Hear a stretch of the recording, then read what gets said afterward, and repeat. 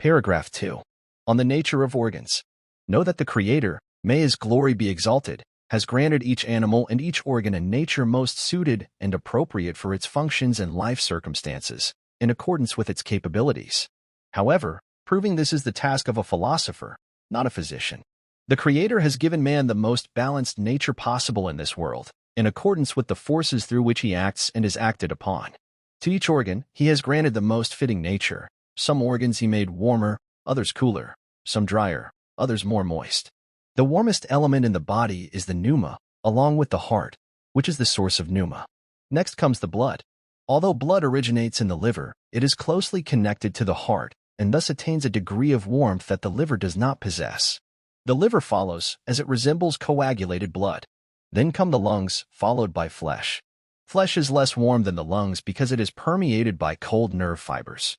Next come the muscles, which are less warm than simple flesh due to the presence of nerves and ligaments. Following this is the spleen, as it contains a clot of blood, then the kidneys, as they contain little blood. Next are the pulsating vessels, which are warm not due to a nervous substance, but because they are heated by the pneuma and blood within the arteries. Then come the non-pulsating vessels, which are warmed only by blood, followed by the balanced-natured skin of the palm. The coldest element in the body is phlegm, followed by internal fat, external fat, hair, bones, cartilage, ligaments, tendons, membranes, nerves, the spinal cord, the brain, and the skin. The moistest element in the body is also phlegm, followed by blood, fat, internal fat, the brain, the spinal cord, the nipple and testicular tissue, the lungs, the liver, the spleen, the kidneys, the muscles, and the skin. This is the order established by Galen. However, you should know that the lungs, by their substance and inherent properties, are not highly moist. Every organ, by its inherent nature, resembles what it is nourished by, and by its accidental nature, it resembles what accumulates within it. The lungs are nourished by the hottest blood, most of which is mixed with yellow bile. This is precisely what Galen teaches us. However, a significant amount of residual moisture accumulates in the lungs due to the rising vapors of the body and the fluids descending toward them. Since this is the case, the liver, by its inherent moisture, is far more humid than the lungs, while the lungs are more frequently moistened. Nonetheless, constant moistening also makes the lungs wetter in their very substance. In a similar way, you should understand the nature of phlegm and blood. Phlegm is primarily moistened through external wetting, whereas blood absorbs moisture into its very substance. However, natural watery phlegm can sometimes be even wetter than blood. When blood reaches full maturity, much of the moisture originally present in the natural watery phlegm, before it transformed into blood, disappears. Later, you will learn that natural watery phlegm is simply blood that has undergone some transformation. As for the driest substance in the body, it is hair. Hair consists of smoky vapor, from which the mixed vapor has evaporated, leaving only the condensed pure essence of smoke. Next come the bones, as they are the hardest organ, but they are still wetter than hair because they originate from blood and are structured in a way that allows them to absorb and retain natural moisture. That is why bones serve as food for many animals, whereas no animal feeds on hair, or perhaps only a few do. For instance, it is believed that bats can digest and easily swallow hair. However, if we take an equal weight of bones and hair and subject them to distillation in a flask or alembic, the bones will release more liquid and fat, leaving behind less solid residue than hair. This means that bones are wetter than hair.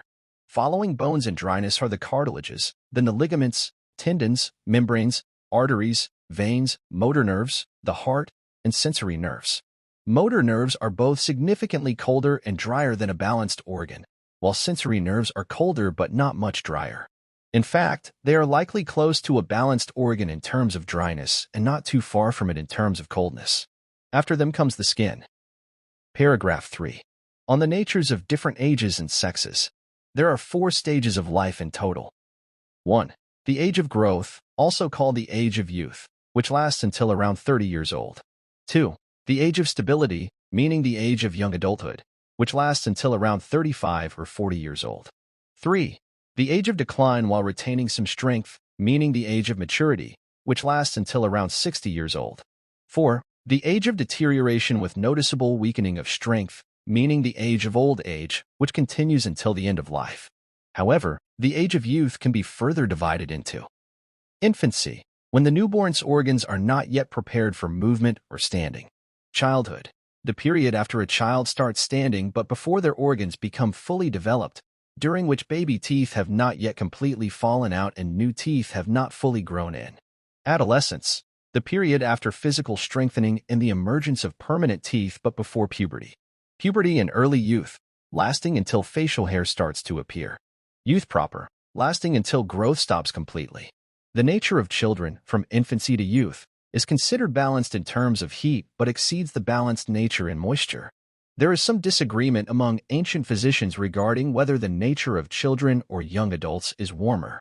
Some argue that children are hotter, which explains their faster growth, stronger appetite, and more efficient digestion. They also claim that children's innate heat, inherited from the father's seed, is more concentrated and fresh. Others believe that young adults have greater innate heat, as they have more abundant and stronger blood, which is why they experience frequent nosebleeds. Additionally, young adults have a nature that tends toward yellow bile, whereas children's nature tends more toward phlegm. Young adults are also more physically active, and movement is driven by heat. They digest and absorb food better, which also depends on heat. Some argue that appetite, however, is not caused by heat but by coldness, which is why excessive appetite, canine hunger, often results from a cold nature. A proof that young adults digest food better is that they do not experience nausea, vomiting, and indigestion as frequently as children do. The tendency of their nature toward yellow bile is evident in the fact that their illnesses are usually hot, such as 3-day fevers, and their vomiting is bilious. In contrast, children's illnesses tend to be cold and moist. Their fevers are phlegmatic, and most of what they expel is phlegm. Their rapid growth is not due to intense heat, but rather to their significant moisture. More frequent appetite in children also indicates a lack of heat in their nature. This is the teaching of both mentioned groups of physicians and their arguments. However, Galen opposes both viewpoints simultaneously. He argues that the innate heat in children and young adults is fundamentally the same, but in children, heat is greater in quantity but lower in quality, i.e., intensity, while in young adults, heat is lower in quantity but higher in quality, i.e., intensity. Galen provides the following explanation. Imagine a certain amount of heat, perfectly equal in quantity, spreading through two different substances, one moist and abundant, like water, and the other dry and scarce, like stone. In the moist substance, the heat is greater in quantity but milder in intensity, whereas in the dry substance, the heat is less in quantity but sharper in intensity. The same principle applies to the heat present in children and young adults. Children are born from seed rich in heat, and nothing occurs to diminish this heat. Since a child is constantly developing, gradually growing, and has not yet reached maturity, how could this heat weaken? On the other hand, young adults neither experience an increase nor a decrease in heat. Instead, their heat is preserved by moisture, which gradually decreases in both quantity and quality until they enter the age of decline. However, this decrease in moisture does not refer to the preservation of heat, but rather to growth. Initially, moisture is present in a sufficient amount for both heat preservation and growth. Over time, its quantity becomes insufficient for both, and eventually, it is only enough to maintain natural heat but not to sustain growth. It would be absurd to claim that moisture is sufficient for growth but insufficient to preserve natural heat. How could something increase an element it is unable to sustain? Thus, in the age of youth, the body still retains enough moisture to preserve natural heat, but not enough to support further growth. As for the claim made by the other group of physicians that a child's growth is caused solely by moisture and not by heat, this assertion is false. Moisture is indeed the material basis of growth, but matter itself does not undergo change or acquire any qualities without the influence of an active force. This active force, by the will of the great and glorious Allah, is either the soul or nature, and it acts only through a specific instrument, innate heat. Similarly, the claim that a child's strong appetite is purely due to the coldness of their nature is also false. An unhealthy appetite caused by coldness does not lead to proper digestion or nourishment. However, in children, food is generally well digested and assimilated. If this were not the case, children would not consume more nutrients than their bodies can absorb, yet this often happens. At times, children fail to digest food properly due to overeating, consuming unhealthy, raw substances in large quantities, and engaging in harmful physical activities afterward. As a result, their bodies accumulate more waste than necessary, and their organs, especially the lungs, require frequent cleansing. This explains why children's pulses are more frequent and tense than those of adults, but not as full, since their physical strength is not yet fully developed. This is how Galen describes the nature of children and young adults, and we have explained it according to his words. The decline of heat with age. After the period of growth stabilization, heat begins to diminish due to the surrounding air absorbing the body's moisture, which serves as the material source of heat. This process is aided by the body's own innate heat, as well as mental and physical activities essential to daily life. Moreover, the body gradually loses its ability to resist this decline, as all bodily forces are finite, as explained in natural philosophy. The body's ability to replenish lost substances is not infinite. If it were, and if the replacement of lost moisture were perfectly constant and equal, the body would never lose moisture over time. However, in reality, the rate of moisture loss exceeds the body's ability to replenish it, leading to the gradual depletion of bodily fluids and the eventual decline of heat. And how could it be otherwise when both factors mutually contribute to the deficiency of moisture and the reverse development of the body? Since this is the case, all of this must necessarily and inevitably destroy matter and even extinguish heat, especially when the extinguishing of heat is aided by another factor, external moisture, which constantly arises due to the lack of replacement of digested food. This external moisture contributes to the suppression of heat in two ways. First, by suffocating and overwhelming it, and second, by opposing heat with its qualities, since this external moisture is mucus and cold. The extinction of internal heat is natural death, the time of which, for each person, in accordance with their original nature, is predetermined until the end of that period during which their strength ensures the retention of moisture in the body. For each of them, there is an appointed time, and for each time, a record, yet this time varies among individuals according to the differences in their nature. Such are cases of natural death, though there is also sudden death, which is another matter. Everything follows its own destiny. Thus, from what has been said, it follows that the body of children and young men is moderately warm, while the body of mature and elderly people is cold. However, due to growth, a child's body is more moist than what balance requires, which is evident from experience, through the softness of their bones and nerves, as well as through reasoning, since they were recently close to the seed and pneuma, which is similar to vapor. As for mature and especially elderly people, being colder, they are also drier. This is evident from experience through the hardness of their bones and the dryness of their skin, and it is confirmed through reasoning, as they were a long time ago close to the seed, the blood, and pneuma, which is similar to vapor. Furthermore, fiery nature is the same in children and young men, but airiness and wateriness are greater in children. The earthiness of middle-aged and elderly people is greater than that of children and young men, and it is most pronounced in the elderly. The balance of nature in a young man is higher than in a child, but compared to a child, a young man has a drier nature, while compared to an elderly and mature person, a warmer nature. An elderly person is drier than a young man and a mature person in terms of their primary organs, but they are more moist due to external, soaking moisture. Regarding the differences in the nature of people of different sexes, women are naturally colder than men, which is why they are physically weaker and have a more humid nature. Due to this cold nature, women's bodies retain more residues, and the lack of physical exercise makes their flesh more loose. Although men's flesh is also loose in terms of its composition, its coarseness makes it more cooled than the vessels and nerve fibers passing through it. The inhabitants of northern regions have a more humid nature. Those whose work is connected with water are more humid by nature, while those in opposite conditions are the reverse. As for the signs of nature, we will discuss them when we speak of general and specific characteristics. Chapter 4. On humors in 2 paragraphs. Paragraph 1. On the essence of humors and their components. Humor is a moist, flowing substance into which food initially transforms.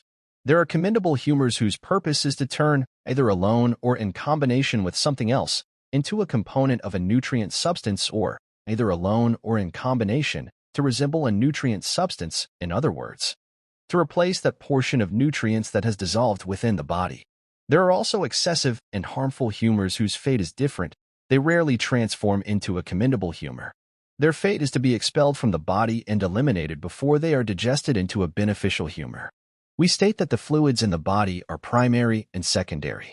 Primary fluids are the 4 humors, which we will discuss later, while secondary fluids are divided into 2 categories. They are either excess or not. We will speak about excess fluids later. Those fluids that are not excess are ones that change from their original state and pass through the organs, though they do not completely and truly become a part of any simple organ. There are 4 types of such fluids. The first type is the fluid contained in the small pits at the ends of tiny vessels adjacent to the primary organs, irrigating them with blood. The second type is a fluid dispersed in the primary organs like dew. It can transform into a nutrient substance when the body is deprived of food and moistens the organs when they dry out due to intense motion or other causes. The third type is a fluid that has recently thickened, that is, food that has transformed into bodily substance through mixing and assimilation but has not yet undergone complete transformation in essence. The fourth type is the moisture that enters the primary organs from the beginning of growth and binds the organ's particles together from the very first drop of seed. The origin of this moisture is the seed itself, derived from humors. We shall also state that the moistures of the humors, both commendable and excessive, are contained within 4 substances: the substance of blood, which is the most excellent of them, the substance of phlegm, the substance of yellow bile, and the substance of black bile. Blood is naturally warm and moist, and it exists in 2 forms, natural and unnatural. Natural blood is red, has no foul odor, and is very sweet. Unnatural blood, on the other hand, is of 2 kinds. Sometimes it changes and loses its good nature not because of any external mixture, but due to the deterioration of its own essence, when, for example, it becomes excessively cold or hot. At other times, blood changes because of an impure admixture. This, too, happens in 2 ways. Either an external impurity infiltrates the blood and corrupts it, or the impurity arises within the blood itself. For instance, if a portion of the blood rots, its liquid part transforms into yellow bile, while its thick part turns into black bile, and one or both of these substances remain in the blood. This type of unnatural blood, in both its variations, differs depending on the specific impurity that mixes with it. It may contain various types of phlegm, different forms of black bile, various kinds of yellow bile, or watery moisture. Thus, such blood may sometimes be thick, sometimes thin, sometimes very black, sometimes pale. Its odor and taste also change, becoming bitter, salty, or slightly sour. As for phlegm, it too can be natural or unnatural. Natural phlegm is that which may eventually transform into blood, for phlegm is simply underdeveloped blood. This type of phlegm is a form of sweet phlegm. It is not extremely cold, but, compared to the body, only slightly cold, though it is cold relative to blood and yellow bile. Sweet phlegm can also be unnatural. This occurs when flavorless phlegm is mixed with natural blood, a phenomenon we will discuss further. Such phlegm is often found in bodily discharges and expectorations. Regarding natural sweet phlegm, Galen asserted that nature did not assign it a specific organ or vessel, as it did for both types of bile, because this phlegm closely resembles blood and is needed by all organs. Therefore, it is distributed throughout the body, similar to blood. We shall say that this necessity for phlegm arises from 2 factors. One is essential, and the other is beneficial. Regarding necessity, there are 2 reasons. The first is that phlegm must be close to the organs. When the organs lack food from external sources, phlegm transforms into good blood, which the stomach and liver can then extract nutrients from. Phlegm can also turn into blood due to incidental factors, whose inherent heat matures, digests, and nourishes it. Just as natural heat matures, digests, and transforms phlegm into good blood, external heat, on the other hand, causes it to rot and spoil. This necessity does not apply to either type of bile, as neither yellow nor black bile shares phlegm's ability to transform into blood under the influence of innate heat. However, both do share a common property with phlegm, namely, that external heat causes them to putrefy and deteriorate. The second reason for the necessity of phlegm is that it must mix with blood to prepare it for nourishing organs of a phlegmatic nature, such as the brain. In the blood that nourishes these organs, a certain proportion of phlegm must indeed be present. This also holds true for both types of bile. As for the usefulness of phlegm, it must moisten the joints and limbs that move frequently to prevent them from drying out due to movement and friction. This usefulness falls within the bounds of necessity. Unnatural phlegm, on the other hand, includes residual phlegm of varying thickness, which can be detected even by the senses, for instance, nasal mucus. There is also phlegm that seems to have a uniform consistency but is, in reality, different. This is raw phlegm. Also considered unnatural is excessively watery, thin phlegm, as well as extremely thick phlegm, specifically the white type known as gypsum-like phlegm. This kind of phlegm thickens when its liquid part is reabsorbed, often because it lingers in the joints and passages, making it the most concentrated form. Another type is salty phlegm, which is the hottest, driest, and most devoid of moisture. The cause of its saltiness lies in the mixing of earthy, burned, and naturally dry particles, bitter to the taste and evenly distributed, with a watery fluid that has little to no flavor. When these particles are present in excess, they impart bitterness. This is how salts form and why waters become salty. Salt is made from ash, potash, lime, and other substances by boiling them in water and straining the solution. The water is boiled until the substances crystallize into salt, or the solution is left to stand and solidifies on its own. Such is the nature of liquid phlegm that has little or no taste. When burned, dry bile evenly mixes with this phlegm. It imparts saltiness and heat, resulting in bilious phlegm. As for the esteemed physician Galen, he states that this phlegm is salty either due to its decay or because something watery has mixed with it. However, we assert that phlegm becomes salty through decay because combustion occurs within it, producing ash that mixes with its moisture. Regarding the watery component mixed with decayed phlegm, mere wateriness alone does not cause saltiness unless the second factor is also present. It seems that in Galen's statement, instead of the disjunctive, or, there should be a conjunctive, and making the sentence complete. Phlegm can also be sour. Just as sweet phlegm exists in two forms, naturally sweet or made sweet by an external admixture, the acidity of sour phlegm also has two causes, either due to an external mixture, such as acidic black bile, which we will soon discuss, or because of a property inherent in the phlegm itself. Specifically, the process that occurs in sweet or slightly sweet phlegm is similar to that in other squeezed sweet juices. It first ferments, then turns sour. There is also astringent phlegm, with properties similar to other phlegm types. Sometimes its astringency arises from an admixture of black, astringent bile, while at other times, it results from excessive cooling of the phlegm itself. This cooling causes its flavor to become astringent due to the solidification of its watery component, making the phlegm slightly earthy due to dryness. Because of this, mild heat cannot cause such phlegm to ferment and turn sour, nor does intense heat make it mature. There is also glassy phlegm, which is thick and dense, resembling molten glass in its viscosity. This type of phlegm can sometimes be sour, sometimes tasteless. It appears that the thick part of tasteless glassy phlegm is actually raw phlegm, or that it transforms into raw phlegm. Such phlegm is a type that was initially watery and cold. It did not decay or mix with anything else but remained compressed for so long that it thickened and became even colder. Thus, it is evident that phlegm with an unpleasant taste comes in four varieties: salty, sour, astringent, and tasteless. Regarding composition, there are also four types: watery, glassy, nasal, and gypsum-like. Raw phlegm is classified under nasal phlegm. As for yellow bile, it can also be natural or residual unnatural. Natural yellow bile is the foam of the blood. It is purely red in color, light, and sharp. The hotter it is, the redder it becomes. When bile is produced in the liver, it is divided into two parts. One part mixes with the blood, while the other is filtered into the gallbladder. The bile that enters the bloodstream is necessary and beneficial. Necessity consists in the fact that bile must mix with blood to nourish the organs that, by their nature, require a certain portion of bile, such as the lungs.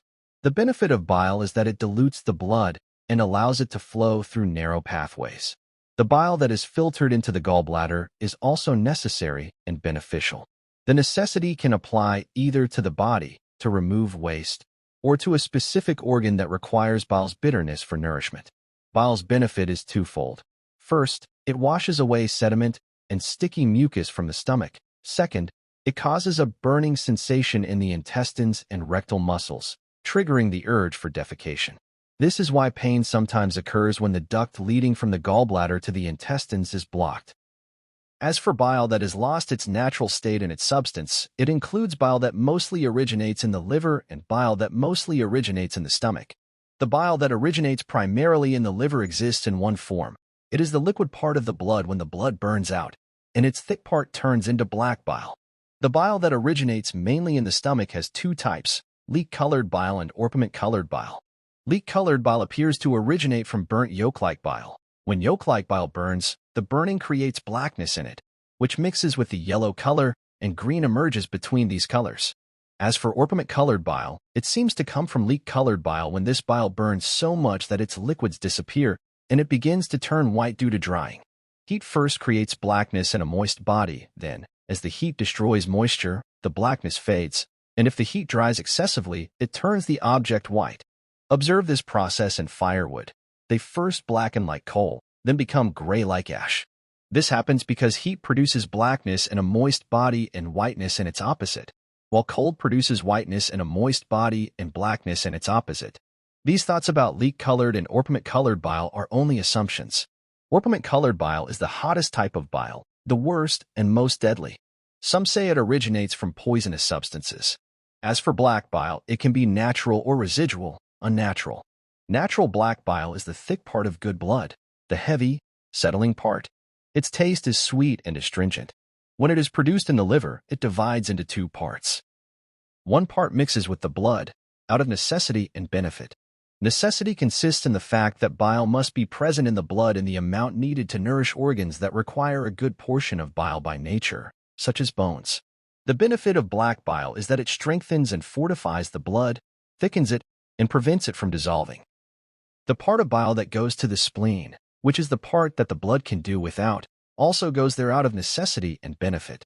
As for necessity, it can relate either to the whole body, in which case it is the necessity of cleansing the body of excess, or to a specific organ, in which case it is the necessity of nourishing the spleen. As for the benefit of black bile, it is evident when bile reaches the stomach's opening, and this benefit is twofold. First, bile strengthens the stomach's opening, reinforces it, and makes it denser. Second, it irritates the stomach's opening with acidity, stimulates hunger, and induces appetite. Know that yellow bile seeping into the gallbladder is bile that the blood does not need, and bile seeping from the gallbladder is not necessary for the gallbladder. Similarly, black bile seeping into the spleen is bile that the blood can do without, while black bile oozing from the spleen is bile that the spleen does not need. Just as the last-mentioned type of yellow bile stimulates the force-pushing fluids from below, so the last-mentioned type of black bile stimulates the force-pulling fluids from above. Blessed be Allah, the best of creators and the most just of judges. As for unnatural black bile, such bile is not formed by settling and thickening, but by ash content and burning. When moist substances mix with earthy ones, the earthy part separates in two ways. First, by settling, as seen in blood, where natural black bile separates from it. Second, by burning, when the liquid part evaporates and the thick part remains. A good example is blood and juices, when residual black bile separates from them, which is called black bitterness. However, the ability to form sediment belongs only to blood, because mucus, due to its viscosity, does not form any sediment. Yellow bile is liquid, contains little earthiness, and is always in motion, separating only in small amounts from the blood in the human body, so it does not form any significant sediment either. When yellow bile separates from the blood, it immediately rots or spreads through the body. If it rots, its liquid part dissolves, and the thick part remains as burnt black bile that does not settle. Residual black bile sometimes consists of the remains and slag of yellow bile and has a bitter taste. The difference between it and yellow bile, which we called burnt bile, is that in yellow bile, the ash exists as an impurity. In black bile, the ash separates on its own when the liquid part of black bile dissolves. Sometimes, residual black bile consists of ash and the burnt residue of mucus. If the mucus was very liquid and watery, its ashy parts are salty. Otherwise, they are sour or astringent. Sometimes, residual black bile consists of ash and the burnt residue of blood. This bile is salty and slightly sweet. Sometimes, residual black bile consists of ash and the burnt residue of natural yellow bile. If the yellow bile was liquid, its ash and burnt residue are very sour. Like vinegar, it boils directly on the ground and has a sour smell that repels flies and similar insects. If the yellow bile was thick, its ash and burnt residue are less sour and have a slightly astringent and bitter taste. There are 3 types of bad black bile. 1. Yellow bile that is burned and whose liquid part is dissolved. 2. 2 other types mentioned after it. As for mucus black bile, it harms more slowly and is not as bad. When these 4 humors burn, their degree of harm follows a certain order. Black bile is the worst. The most harmful and quickest to cause problems is black bile formed from yellow bile, but it is also the easiest to treat. Of the other 2 types, the more sour one is more harmful, but if caught early, it is the easiest to treat. The third type does not boil as much on the ground, sticks less to the organs, and takes longer to become destructive, but it is harder to dissolve and mature, making it less responsive to treatment with medicines. These are the types of natural and residual humors. Galen said, "One is wrong to claim that the only natural humor is blood and that all other humors are merely waste and completely unnecessary. This is incorrect because if blood were the only humor that nourishes organs, then organs would certainly be identical in nature and composition. For example, bones would not be harder than flesh unless solid matter from black bile mixed into their blood. The brain would not be softer than flesh unless soft mucous matter mixed into its blood. Even blood itself is mixed with various humors, and when drawn from the body and placed in a vessel, it separates from them. It decomposes right before one's eyes into a part similar to foam, that is, yellow bile, a part similar to egg white, that is, mucus, a part similar to sediment or residue, that is, black bile, and a liquid part, that is, watery moisture, the excess of which is expelled through urine. Watery moisture does not belong to the humors because it is formed from non-nutritive drinks. It is needed only to dilute food and transport it. A humor, on the other hand, is formed from foods and drinks that are nutritious. When we say nutritious, we mean something that is potentially similar to the body. What is potentially similar to the human body is a compound body, not a simple one, whereas water is a simple body. Some people believe that physical strength results from an abundance of blood, while weakness is caused by a lack of blood. This is not true. What matters is what the body extracts from the blood, meaning its quality. Others argue that as long as the humors exist in the right proportions relative to one another, health is maintained, even if their overall quantity is too high or too low. This is also not true.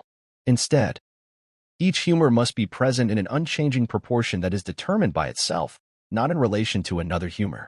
At the same time, it must maintain the correct quantitative ratio with other humors. There are also other questions related to humors that do not belong to the field of medicine but rather to philosophy. Therefore, we have ignored them. Second paragraph, how humors are formed.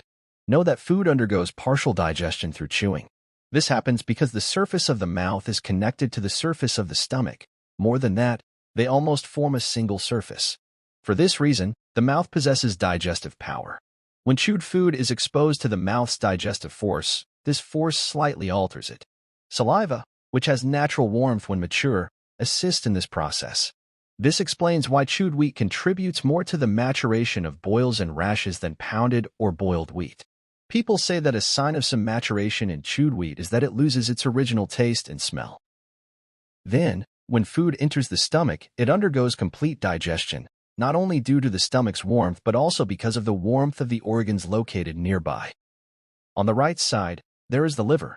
On the left side, there is the spleen, which does not heat due to its substance but because of the numerous arteries and veins inside it. Heat can also come from the front, from the fatty omentum, which absorbs heat quickly due to the fat inside it and transmits it to the stomach. Additionally, heat comes from above, from the heart, which warms the diaphragm. When food undergoes its first digestion, it turns into chyle in many animals by itself, but in most cases, with the help of mixed food and drink. Chyle is a fluid that resembles a thick decoction of purified barley or a decoction of unpurified barley in softness and whiteness. After this, the liquid part of the chyle is drawn out from the stomach and intestines and flows through vessels called mesenteric veins. These are thin, dense vessels connected to all the intestines. Traveling through these vessels, the chyle reaches a vessel called the portal vein of the liver and enters the liver through the inner branches of this portal system, which gradually decrease in size and become as fine as hairs. These hair-like vessels meet the openings of the root parts of another vessel emerging from the liver's mass. Nothing helps the chyle pass through these narrow pathways except for the excess water naturally present in it, which was consumed beyond what the body needs. When the chyle spreads through the fibers of these vessels, it appears as if the entire liver receives all the chyle at once. That is why the liver acts on the chyle with great speed and strength. At this stage, the chyle undergoes cooking digestion in the liver. Whenever a substance is cooked, it always produces. Something like foam, this is yellow bile. Something like sediment, this is black bile. Both are natural. If the chyle is overcooked, it also forms. A liquid burnt residue, this is abnormal yellow bile. A thick burnt residue, this is abnormal black bile. Both are unnatural. If the chyle is undercooked, it forms. An unripe substance, this is mucus. As for the matured substance filtered from this mixture, that is blood. However, after staying in the liver, blood remains more liquid than necessary due to the excess water needed for the earlier process. But when blood leaves the liver, it separates from this excess moisture because the need for it no longer exists. Water is drawn away from the blood through a vessel leading to the kidneys. It carries as much blood as is useful for nourishing the kidneys. The kidneys are nourished by the fatty and blood-rich part of this fluid. The remaining part passes into the bladder and is expelled through the urinary tract. As for blood of good composition, it flows through the large vessel emerging from the liver's mass and continues through its branching veins. Then, it moves through the channels of the veins, then through the streams of these channels, then through the outlets of these streams, then through the fibrous, hair-like vessels, and finally, it seeps from their openings into the organs.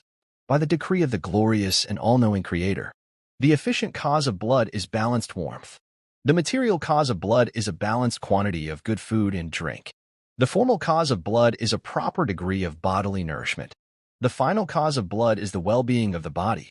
As for bile, if it is natural bile, that is, the foam of blood, then the efficient cause of natural bile is balanced warmth.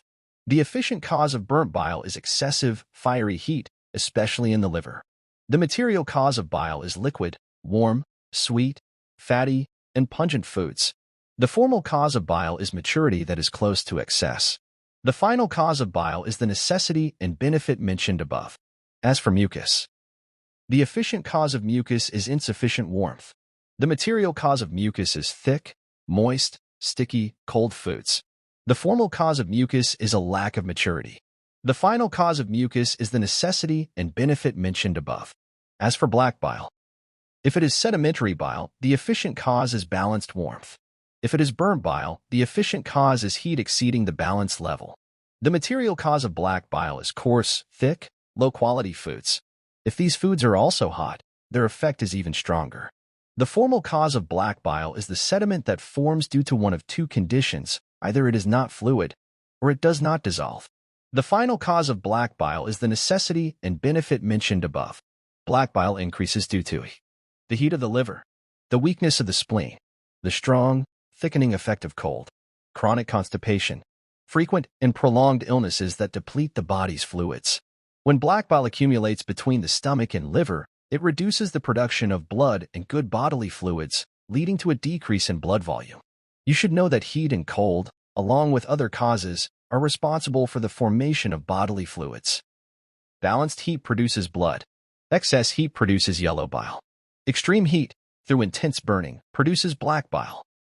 Cold produces mucus, and extreme cold, through intense thickening, produces black bile. However, along with active forces, passive forces must also be considered. One should not assume that every nature produces only what is similar to itself and never generates anything opposite to itself, whether in essence or in accidental properties. Nature often produces its opposite. For example, a cold and dry nature produces excess moisture, not due to similarity, but due to weak digestion. In such cases, a person tends to be thin, loose-jointed, timid and cowardly, soft and cold to the touch, with narrow veins. A similar phenomenon occurs in old age, which produces mucus, even though the nature of old age is cold and dry. The 4 stages of digestion. You should know that blood, along with what flows with it in the veins, undergoes a 3rd stage of digestion. When blood is distributed to the organs, a 4th stage of digestion must occur within each organ. The 1st stage of digestion takes place in the stomach, and its waste is expelled through the intestines. The 2nd stage of digestion occurs in the liver. Most of its waste is expelled through urine. The rest is expelled through the spleen and the gallbladder. The waste from the remaining 2 stages of digestion is expelled through imperceptible dissolution, sweat, impurities expelled from the body through visible openings, e.g., nose, ear canal, invisible pores in the skin, unnatural openings, e.g., ruptured abscesses, hair and nails, which grow on the body, the effect of bodily fluids on strength. A person with fluid bodily humors weakens from their excessive loss. People with naturally wide bodily openings experience a loss of strength due to increased fluid dissolution, the ease of humor expulsion, the loss of pneuma, which dissolves along with them. The causes of humor movement. Just as there are causes for humor formation, there are also causes for humor movement. Movement and heat mobilize blood and yellow bile. Sometimes, movement and heat also mobilize black bile and intensify it. Rest increases mucus and certain types of black bile. Mental images also affect humor movement. For example, blood moves when one looks at red objects. This is why people suffering from nosebleeds are advised not to look at anything with a red reflection. This concludes what we will say about bodily humors and their formation. As for objections raised by those who dispute our words, such debates belong not to physicians, but to philosophers.